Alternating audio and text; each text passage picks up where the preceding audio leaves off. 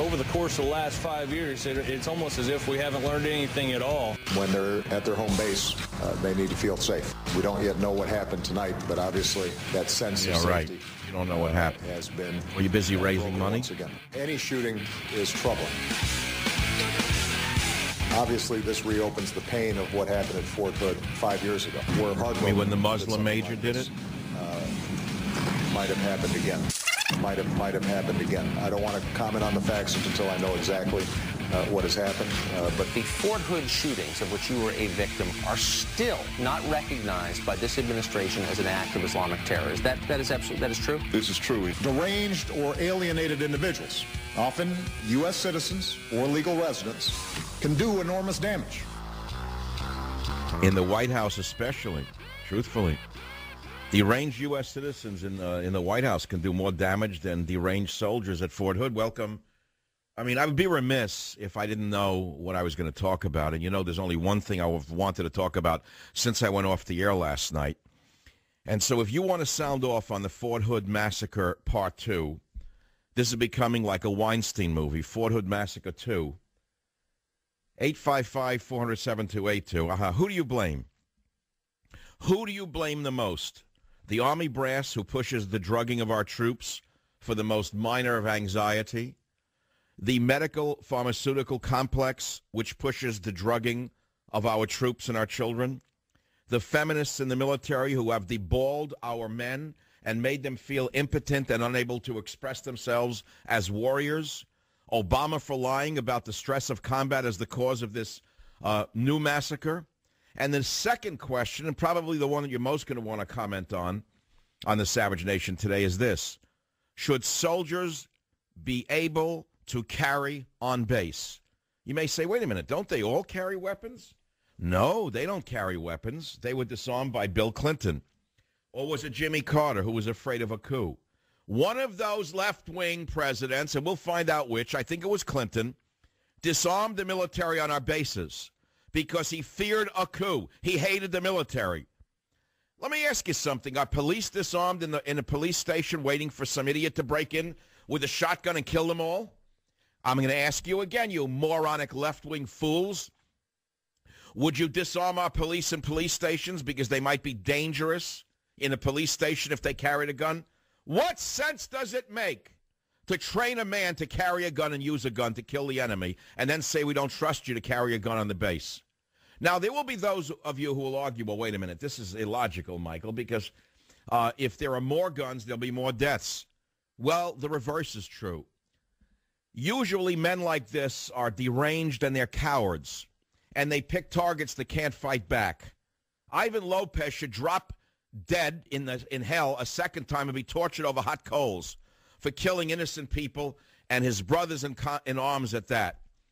But aside from that, Ivan Lopez picked on unarmed people knowing none of them would shoot back. That's what Ivan Lopez did. And just like the massacre at the school in Connecticut, when he knew he was about to be caught and killed, he killed himself. Because it's all about a power trip. Make no mistake about it, Lopez is no victim. He's a filthy, low-life coward. And frankly, if we had more arms on the bases, there would be less murders like this. Secondly, if Nidal Hassan had been killed by now, executed by now, put to his death by now, maybe Lopez wouldn't have been inspired to go and do this. And by the way, we still don't know the full story. We've been told from the first get-go that there's no connection to terrorism. Are you sure of that? Why? Because his name isn't Muhammad? And by the way, do you remember the story that appeared only 2 days before this about the geniuses in our intelligence community on the lookout, an All Points Bulletin, an APB, for a Muslim convert who was going to be at Fort Hood? We don't know who he is. Where is he? Where's the Muslim convert that the FBI, the CIA, whatever the initials are, where is this guy? You remember that story? FBI and military hunt ex-Army recruits suspected of plotting Fort Hood-inspired jihad. I have it on my website. FBI and military hunting for an ex-Army recruit suspected of plotting a Fort Hood-inspired jihad. And that was 2 days ago. His name was Booker. He was also known as Muhammad Abdullah Hassan. Now, we know that Lopez did the shooting here, But where is Muhammad Abdullah Hassan? Where is Muhammad Abdullah Hassan?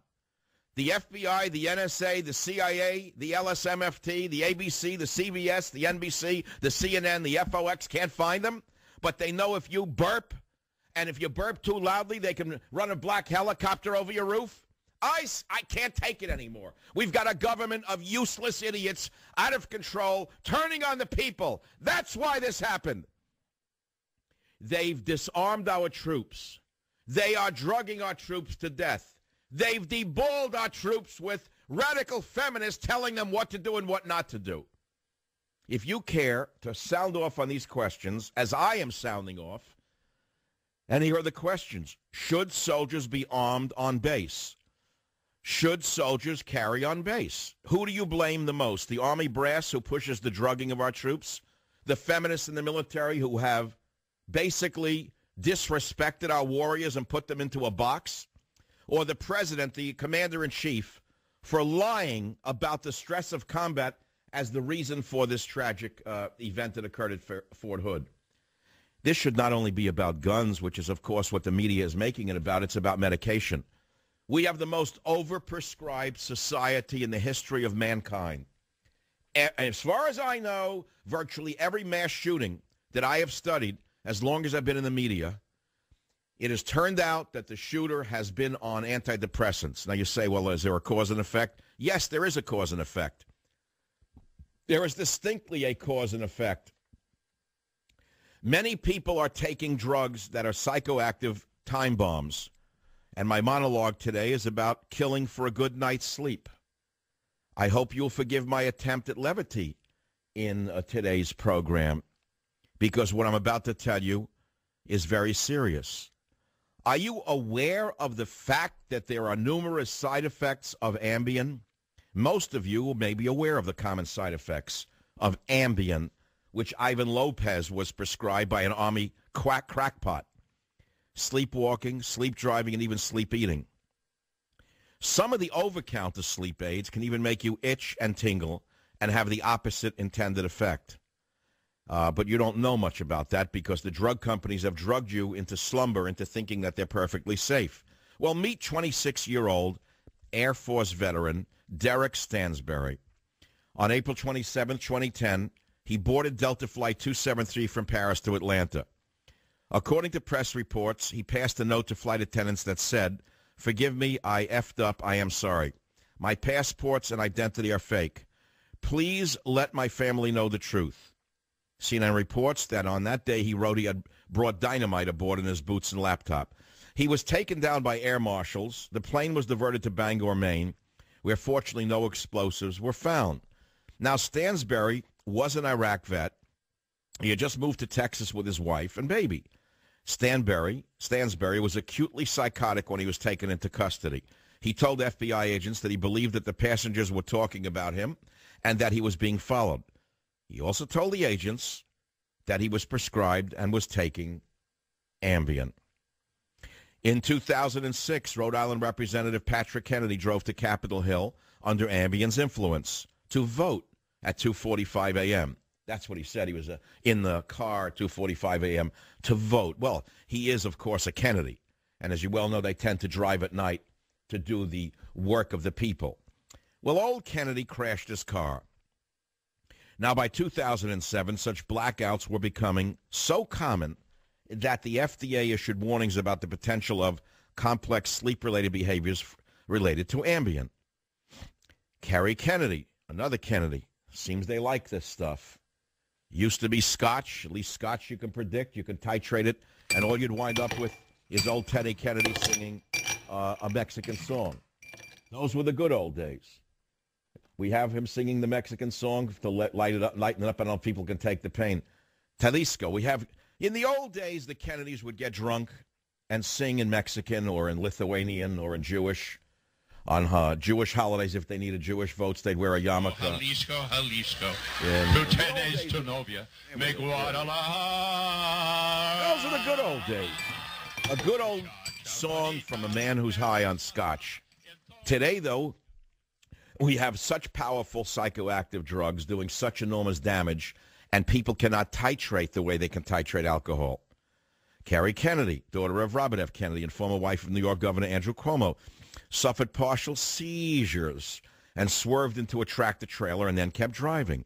Kennedy told police when she was stopped that she may have confused the Ambien with a daily thyroid med. Of course, she got off because she got the best lawyer in town. You try it the next time you're pulled over for driving while stoned on sleeping pills. Tell them you mixed up your medications. You thought you were taking something for arthritis. See if the judge lets you off the hook. The primary care companion for CNS disorders recently reported Ambien-associated homicides. Let me repeat it. Ambien-associated homicides. Now, I'm going to pause right here because there's another history, and those are antidepressant-related homicides and suicides. There are many children jumping off balconies at NYU and other universities who are prescribed antidepressants, serotonin uptake inhibitors, SRIs. I believe most of them are that, which I'll explain in a few minutes what they do. Unfortunately, many of you have been hoodwinked into believing that these drugs are perfectly safe and there are no possible side effects. Nothing could be further from the truth. And so today's program is devoted to some sanity in a world that has gone mad, a world that is run by incompetent clowns on every possible level, from the government to the military. Wherever you turn, you have yes men with nobody telling you the truth. I hope to correct that record today. And I will take your calls again on the primary questions that I have raised at the beginning. Unfortunately, you can't get through to the show, as I knew you wouldn't.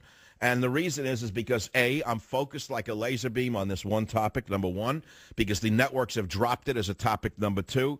Disgracefully, the New York Times, on today's front page, buried this on page A14 in a tiny little column, deadly attack at Fort Hood. Not even a major story to the psychopathic radlibs at the old York Times. Shame on them, but they gave up their shame a long time ago. Anyone who went to work for Pinchy Sulzberger lost the ability to have any self-respect, in my opinion. I'll be right back.